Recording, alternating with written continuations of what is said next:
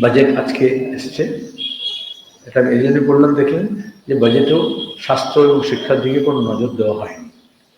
যেহেতু দিল্লিতে নির্বাচন এবং আমরা সবাই জানি স্যালারিড ইনকাম দিল্লিতে মধ্যবিত্ত অংশ, উচ্চ মধ্যবিত্ত অংশ আছে, আর বিহার ইলেকশন হবে।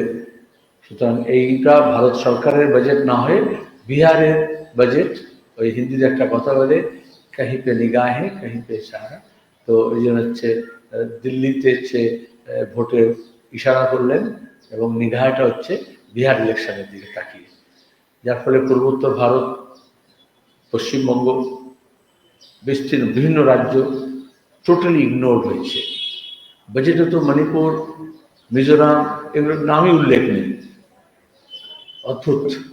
ওরা এটাকে ভারতের যে যুক্তরাষ্ট্রীয় কাঠামো এবং তার মধ্যে বিভিন্ন রাজ্যের যে অবস্থান, সেটাকে ক্ষতিগ্রস্ত করছেন সরকার।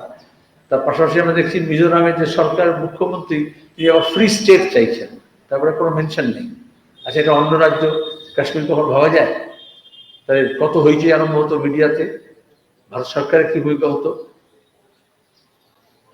এইখানেই যে সমদৃষ্টিতে সমস্ত রাজ্যগুলোকে দেখার ব্যাপারে অভাব আছে এবং বৈষম্য আছে।